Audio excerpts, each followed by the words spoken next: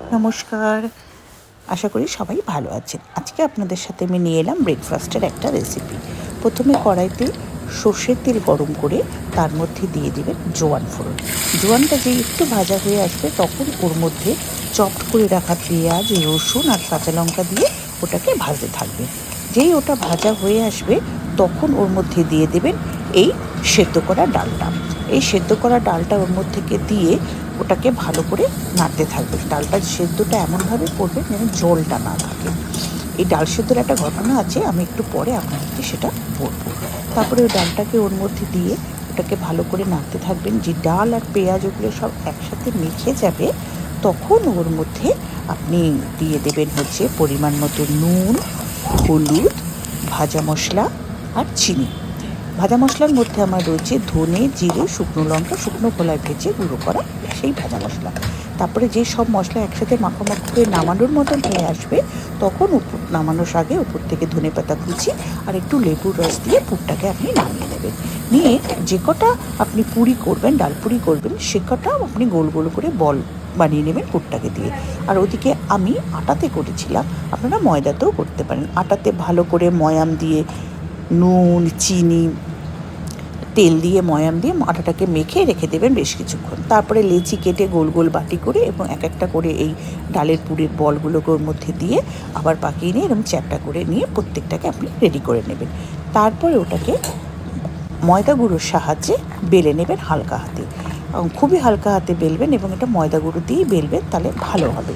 বেলে নিয়ে পুরো গোল করে নেবেন। এবারে আপনাদের ঘটনাটা বলি। আমার হয়েছিল কি, আমি টক ডাল রান্না করবো বলে মটরের ডালটাকে সেদ্ধ করেছিলাম, কিন্তু সেদ্ধটা এত বেশি পরিমাণে হয়ে গেছিলো এবং জলটা শুকিয়ে গেছিলো, ওটা দিয়ে আর ডাল রান্না করা যেত না। তাই ভাবলাম কি করব, ডালটা তো আর ফেলে দেওয়া যায় না। তাই আমি ওটাকে মাথা থেকে বার করে ওটাকে এরকম পুর বানিয়ে আমি ওটাকে ডালপুরি বানিয়ে ফেললাম। ডালপুরি তো সাধারণত ছোলার ডালেরই করা হয়, তো আমি মটরের ডালের করলাম। এই দেখুন পরোটাটাকে এভাবে ডালপুরিটাকে এভাবে সেঁকে নিয়ে উপর থেকে এক পিঠে ঘি বুলিয়ে ওটাকে উল্টে তারপরে আবার আরেক পিঠে ঘি গোলাবেন। আমি ঘিয়ে ভেজেছিলাম, আপনারা সাদা তেলেও এটাকে করতে পারেন। এইভাবে করবেন, দেখবেন পুরিগুলো এত সুন্দর গোল হয়ে ফুলে উঠেছিল, দেখেই মনটা ভরে গেছিলো। আপনাদেরও যদি এরকম ডাল বেশি সেদ্ধ হয়ে যায়, কী করবেন ভেবে পাচ্ছেন না, তখন এভাবে পুর বানিয়ে আপনারা ডালপুরি বানিয়ে নিতে পারেন। সে মুগ ডাল হোক, মুসুরির ডাল হোক, কোনো ব্যাপার না, করে দেখবেন সত্যিই খেতে খুব টেস্টি হয়। তারপরে এভাবে করে নিয়ে ডালপুরিগুলোকে গোল গোল করে আমি সুন্দর করে প্রত্যেকটা ডালপুরিকে এভাবে আমি ভেজে নিলাম। আমার প্রত্যেকটা ডালপুরি এত ফুলেছিল, মানে কি বলবো, মনটা খুব আনন্দেই ভরে গেছিলো এবং খেতে সত্যিই খুব টেস্টি হয়েছিল। আমি তো ভাবছিলাম মটর ডাল দিয়ে করবো কেমন হবে, তো দেখলাম না সত্যিই খুবই টেস্টি হয়েছিল এই ডালপুরিগুলো। তো সকালের ব্রেকফাস্টে বা আপনারা বাচ্চাদের স্কুলের টিফিনেও আপনারা এটা বানিয়ে দিতে পারেন, খেতে সত্যিই ভালো লাগে। আমি এই ডালপুরিটা সার্ভ করেছিলাম টক দইয়ের সাহায্যে।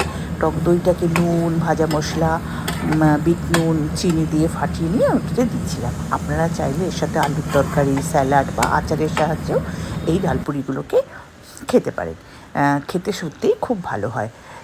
আটায় করেছিলাম কেন, আটাতে খুব সফট হয়। আপনারা আটা ময়দা মিশিয়েও করতে পারেন বা শুধু ময়দাতেও করতে পারেন, কোনো সমস্যা নেই এতে।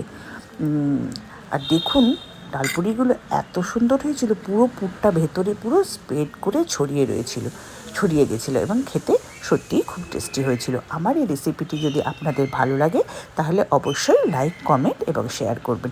এখন আসি, টাটা।